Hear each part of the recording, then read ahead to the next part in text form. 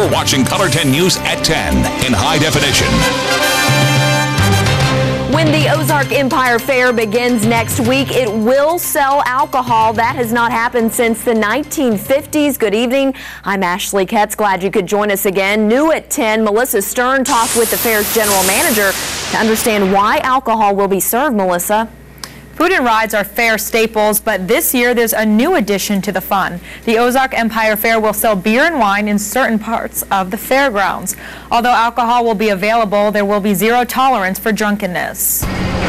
We're just looking to be more competitive with what's going on in other fairs and venues. It hasn't happened since the 50s, but the Ozark Empire Fair is jumping on the wagon. Alcohol will be served this year. We improve the attendance at our grandstand acts and be able to bring good acts in and take care of all of our customers.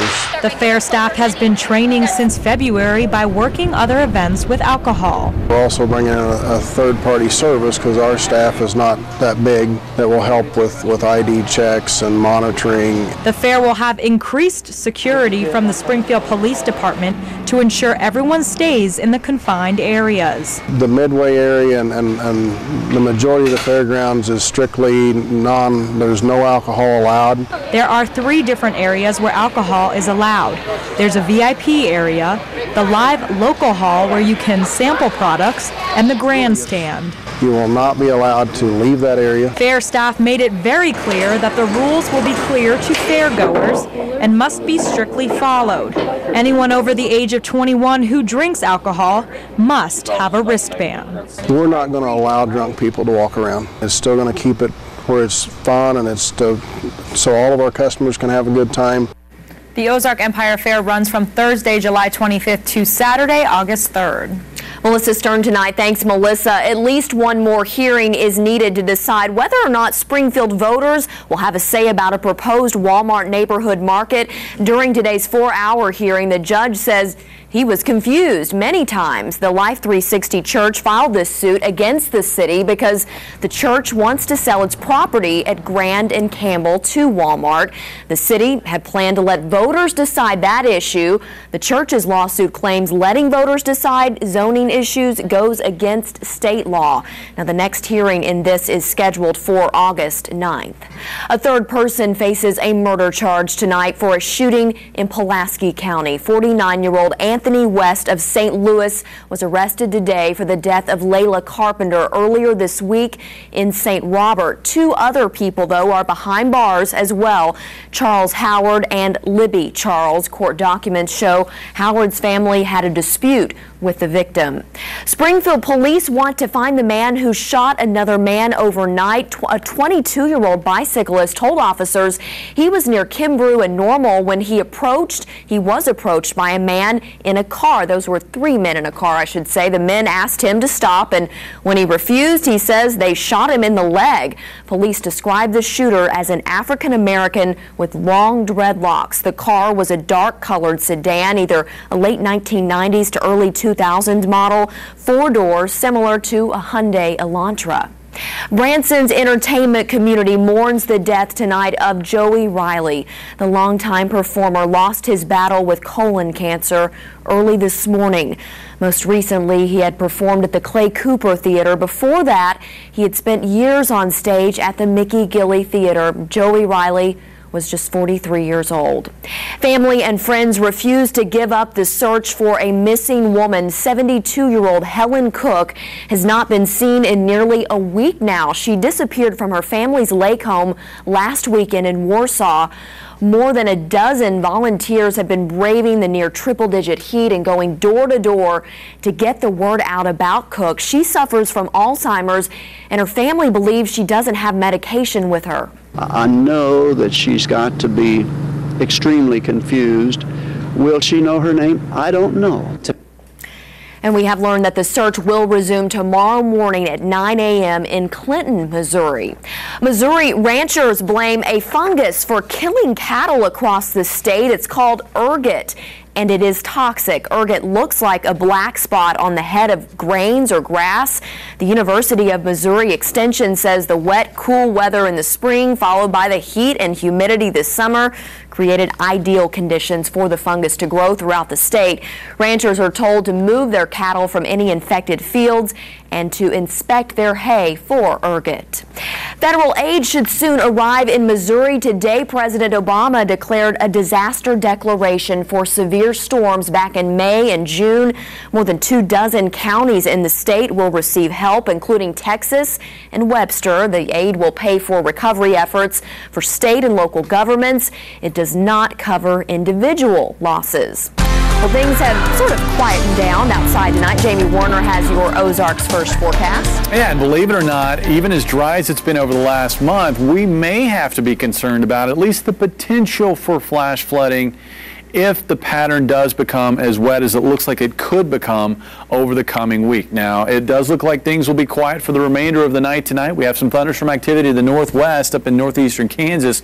We'll talk more about that here in a second. Let's see where the rains fell today, and they fell in a very narrow corridor from Harrison northeast up to about Rolla, and especially in north central areas of Arkansas. We had pockets of very heavy rainfall, maybe an inch or more in a few locations, even around Branson to the southwest of Branson, maybe over an inch of rainfall. Those showers lingered all the way till about 8:30, 9 o'clock, but have since faded away, and the area is quiet now. But we're watching areas to the north. We've got this band of showers and thunderstorms and a little bit of activity in northern Missouri.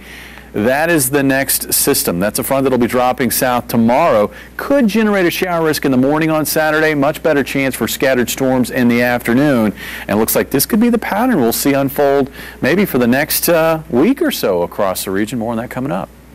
Thanks, Jamie. New at 10. What does recent Supreme Court ruling means for Missouri? Last month, justices rejected the Defense of Marriage Act, also known as DOMA. The court also extended federal benefits to same-sex couples. But Color 10's Macy Jenkins learned defining marriage remains the responsibility of individual states. A month after the Supreme Court decisions regarding same-sex marriage, the focus is now on states where it hasn't been legalized, like Missouri. Proud native Devry Jones and his husband Sean understand the state is more complex than its conservative reputation. I do know people back home and here, regardless of where they fall on the political spectrum, isn't necessarily coinciding to what they feel about same-sex marriage. Jones grew up in Union, Missouri, and moved to Maryland 5 years ago. He says coming out in high school was relatively smooth, but neither Devry nor his husband expect Missouri law to change overnight. I think they're going to take as long as they can to get around to it. A recent Gallup poll says 1 in 3 Missourians support same-sex marriage, which is now legal in 13 states and the District of Columbia. DOMA's rejection by the Supreme Court means that Missouri's 2004 constitutional amendment banning same-sex marriage stands. Senator Claire McCaskill says in recent years, gay and lesbian issues in Missouri have become less taboo. I know people still have strong feelings about it, but I think if we just focus on not discriminating against people based on who they love, we can get to a good place on this. For Devry, it doesn't matter what Missouri decides. Since they live in Maryland, the couple was able to marry earlier this year. I was a nervous wreck, and I just remember feeling dizzy the whole time. The Joneses make a trip back to Devry's hometown every year. I don't see me moving back to Missouri because my life is here. So when I think about going home, I think about coming to here, to this place. In Washington, Macy Jenkins. Now closer to home with more local news tonight. They have spent decades apart. Now they're back home together. 2 portraits reunited in the city where they were painted. Lewis Allen Dickens Crenshaw and his wife Fanny Smith Crenshaw were considered one of Springfield's most prominent couples back in the 1860s. They were friends with famous painter George Caleb Bingham, who is also from Missouri. Bingham painted portraits of the couple. Years later, those portraits were separated and remained apart for 100 years. Now the portraits are back together at the Springfield Art Museum. There's definitely a spirit, and I think that makes it more fun for us and hopefully more fun for the community when they view these pieces, because you can feel it. You can feel it. The Fanny Smith portrait has been at the Springfield Art Museum since 1990. As for LAD, he is at the museum thanks to a loan that will last until January. That event will feature these two, and it's called Creating an American Identity. It begins next Saturday, the 27th. The farmers at one farmers market in the Ozarks are also college students. I like growing the vegetables too, and being like, oh, I grew that, so that's pretty cool. The Reasons College of the Ozarks began this program and why the many ways that it will pay off for them. There are also many ways that you can stay connected with Color 10 News. One of them is through our Facebook page. Look for the Facebook icon on ozarksfirst.com.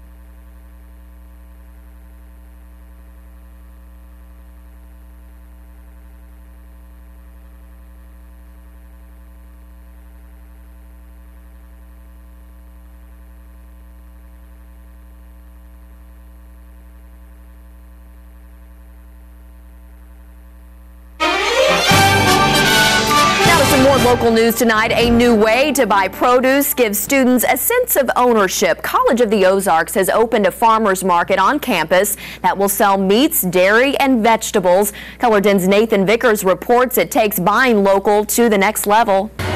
More than 400 people visit the C of O Farmers Market every week. Thank you, ma'am. Have a good day. And Shakara Walsh loves to interact with the customers. People really like C of O and like the fact that the students make everything, and I think that's really why this farmers market has been so popular. The campus started selling products from its farm 8 weeks ago, and the community response is a pleasant surprise for school administrators. It's the whole know your farmer concept, buy local. It's not just something that, some farmer somewhere did. According to the USDA, most grocery store produce travels more than 1,500 miles to the grocery store. For most farmers markets, it's less than 60 miles.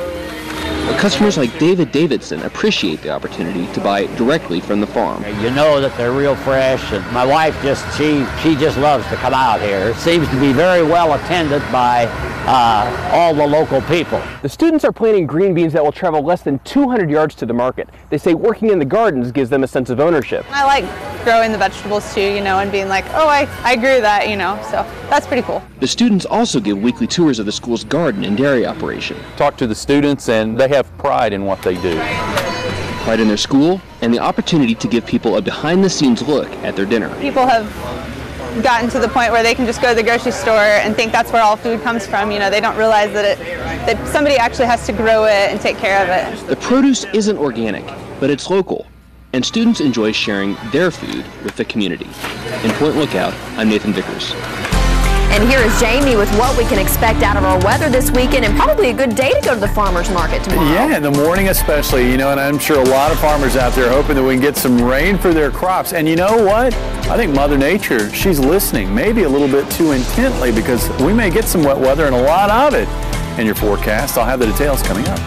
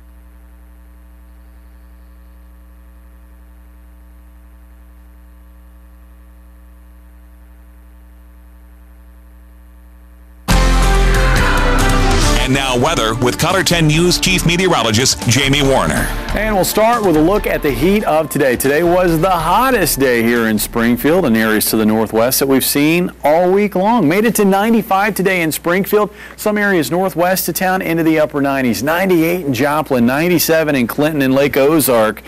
Even Mountain Home, despite showers and thunderstorms nearby, managed to hit 97. But you'll notice, especially as we look at current temperatures, that there's a cool spot. Harrison over to Mountain Home through West Plains, temperatures in the low 70s. Why is it cooler there? That was the area that got hard hit with rain and thunderstorms earlier this afternoon. Those storms are gone now, but they're still leaving that mark in place across north central Arkansas and south central areas of Missouri. Now, areas that didn't get any rain and didn't see that outflow boundary move through, like here in Springfield, that actually cooled us off a little bit. It's still in the low 80s, 82 in Clinton, 81 right now at this hour in Camdenton. Now, why did we see the storms today, and why did they focus in the area that they focused? Well, the reason was, in this area, we still had some upper level energy. Basically, it had stalled in that area, and it's sort of shearing out right now across north central Arkansas and the southeastern areas of Missouri. But this, plus some atmospheric moisture, kind of acted as a focus for showers and thunderstorms.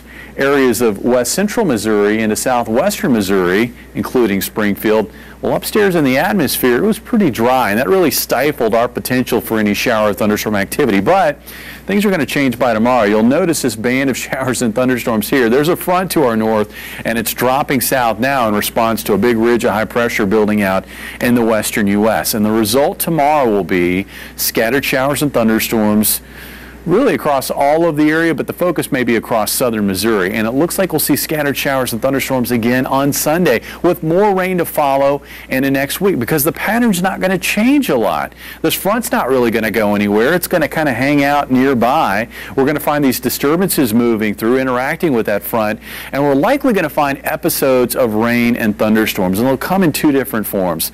The primary form is going to be in the form of these big storm clusters that will develop to our west and northwest late in the afternoon and into the overnight hours, and then those will drop down into the area during the morning hours.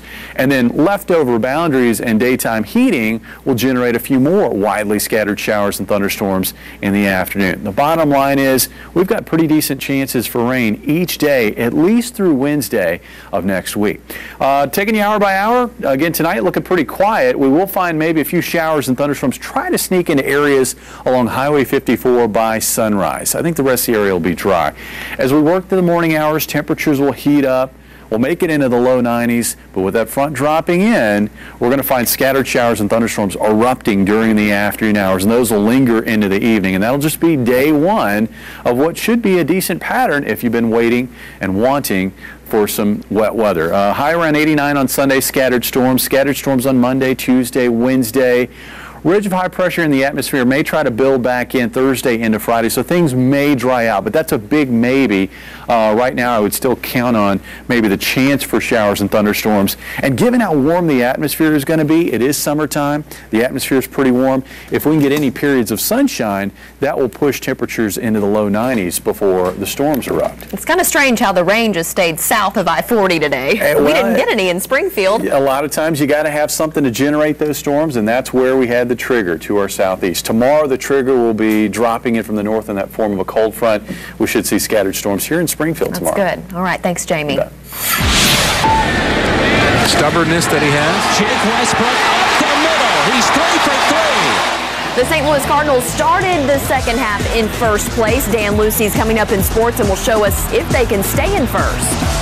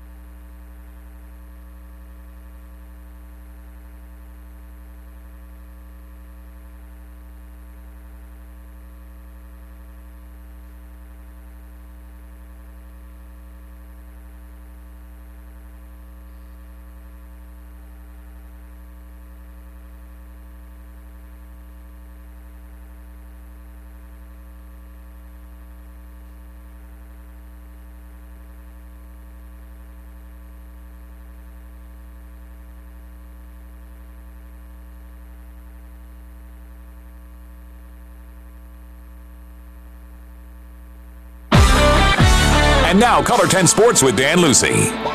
For decades, kids in Springfield have spent summers at a Dick Birmingham baseball camp, but today was the last camp. As Color 10's Nick Carboni reports, it's the late innings for the legendary coach.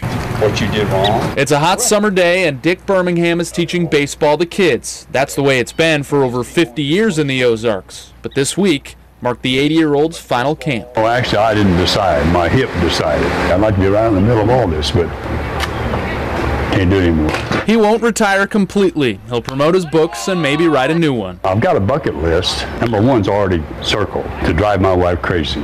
Dick met Rosemary right before taking over Parkview's Legion team in the summer of '57. I knew absolutely nothing about coaching baseball, and we got kicked around, and I didn't like that. But he turned it around. The baseball bug had bitten me. And it didn't let go. Birmingham went on to a successful career at Hillcrest, winning a state championship and sending over 100 players to the college and pro ranks. You can't put a price tag on that. I mean, you get paid for coaching, but the real pay is the self-satisfaction that you know you had a little part in their lives.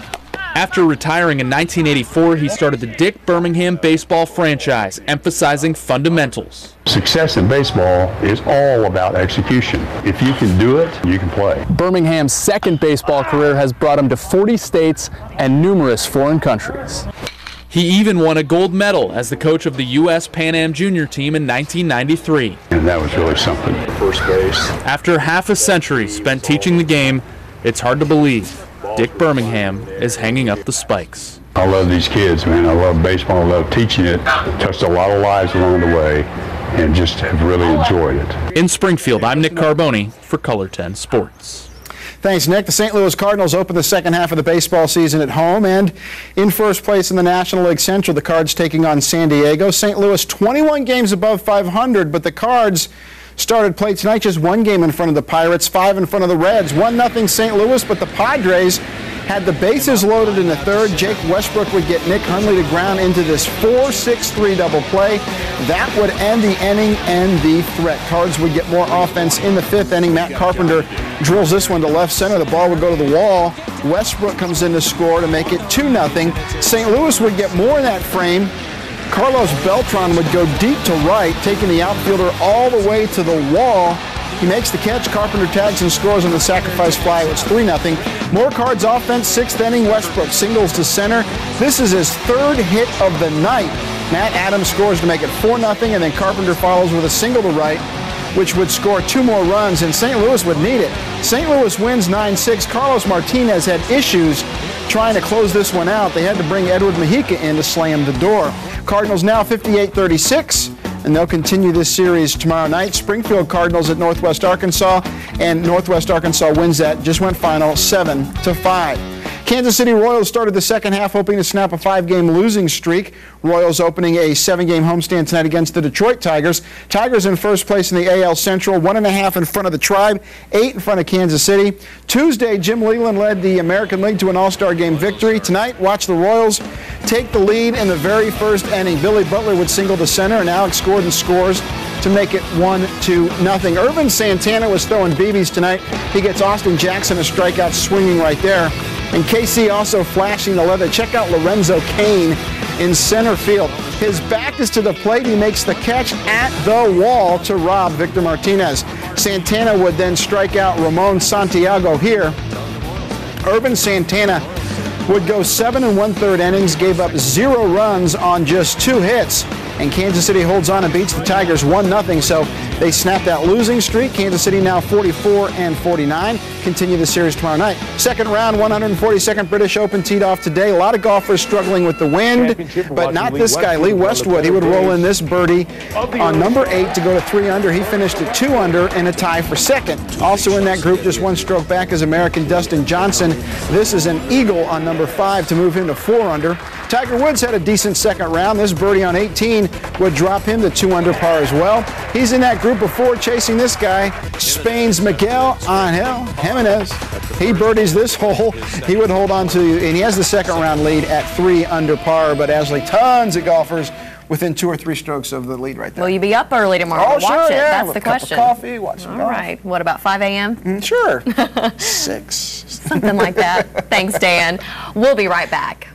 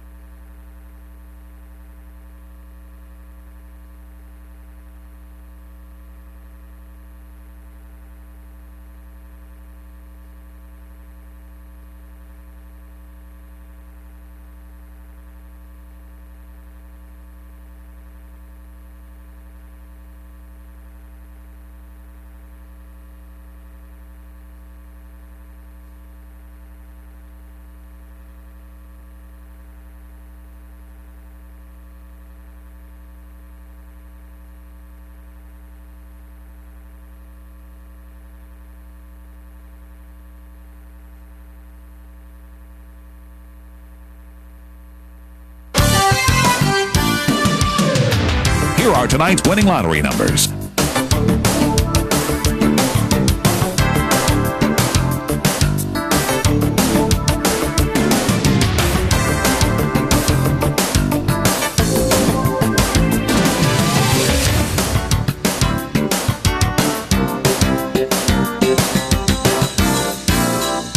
Color 10 News will continue in a moment.